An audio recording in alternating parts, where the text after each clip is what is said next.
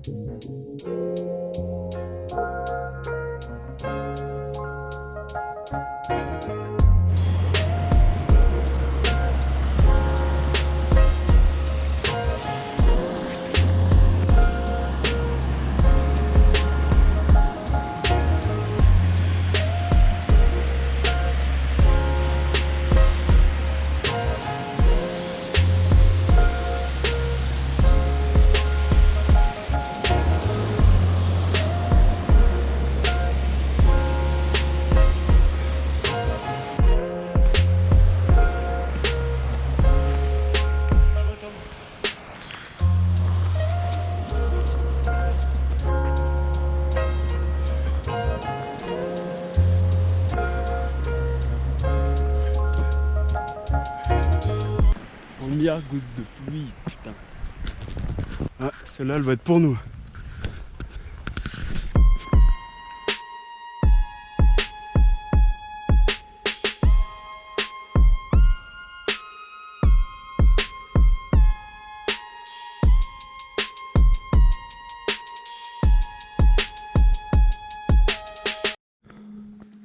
Changement de décor là. 2005. On commence à voir les premières névées.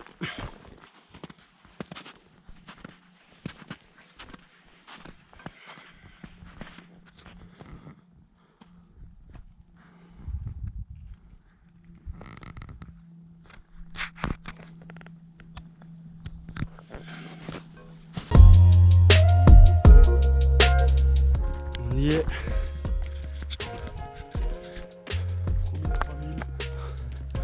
Mon premier 3000, petit mont Tabor.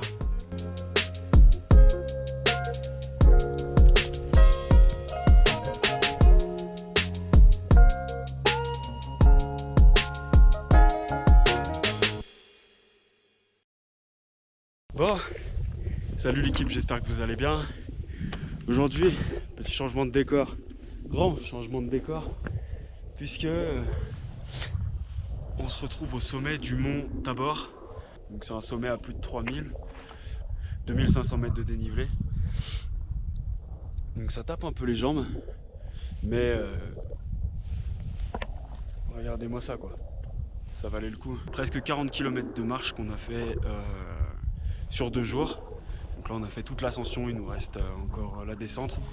Voilà, toujours en compagnie d'Into the Bad Wild. C'est ça que c'est bon.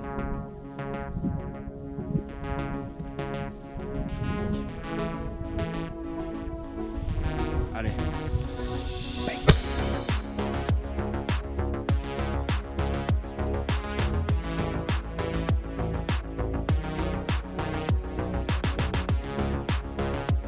Allez, au revoir, petite chapelle italienne.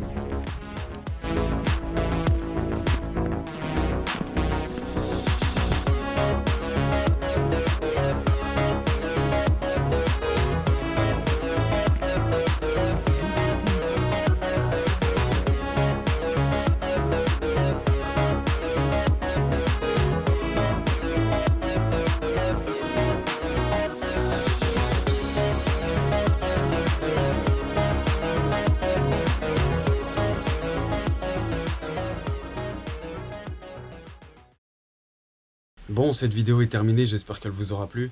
Je voudrais simplement revenir sur quelques petits détails concernant cette rando et puis vous donner quelques conseils si vous aussi vous souhaitez faire l'ascension du mont Tabor. Voilà, 2-3 petites choses à savoir. La première, c'est on a trouvé cette rando sur une application qui s'appelle Visorando. Et faut savoir que cette application elle est bien, mais pour cette rando elle est plus ou moins fiable. Dans le sens où, je m'explique, on était censé faire 40 km à peu près, voilà, un peu moins de 40 même. Et il s'est avéré que la personne qui a fait la trace GPS était vraiment plus qu'approximative, ce qui fait que on a dû galérer à trouver certaines traces. On a fait une boucle qui nous a retardé un petit peu parce que la trace était un petit peu aléatoire. Donc ça, c'était la première des choses à savoir. Donc si vous souhaitez faire cette rando, ça s'appelle le Petit Tour du Mont Tabor. Un petit tour qui fait quand même 50 km, hein. Donc c'est pas un petit tour. Autre petit détail, c'était ma première vraie rando un petit peu engagé au niveau physique, et je m'étais beaucoup trop chargé. Mon sac il devait friser les 18-19 kilos, ce qui est vraiment énorme sur des distances comme ça. Donc si j'ai un conseil à vous donner, c'est essayer de voyager léger. On a toujours peur d'oublier des choses ou de prendre des choses inutiles au cas où, on sait jamais, ça peut servir. Mais en fait non, ça sert pas, ça vous alourdit, ça vous détruit les jambes, le dos, les pieds. Donc voilà, essayez un maximum de voyager léger. Faut savoir que j'avais pris tout le matos photo, trépied, tout ça. Rien que mon boîtier, mon objectif et le trépied, j'avais au moins 3,5 kg facile. Donc c'était vraiment beaucoup trop. Voilà, c'était les petites précisions que je voulais apporter. Donc voilà, Visorando, c'est une application qui est très bien, mais il faut prendre quand même des pincettes sur les tracés parce que ça peut vraiment être une mauvaise surprise. En attendant, j'espère que ça vous aura plu. On se dit à la prochaine. Je vous laisse avec quelques photos parce que j'en ai pris quand même beaucoup. Tout de suite après ce petit aparté. Merci à ceux qui soutiennent nos expéditions, nos travaux, tout ça, ça nous fait vraiment plaisir. Portez-vous bien et bougez, ça fait du bien. Bang!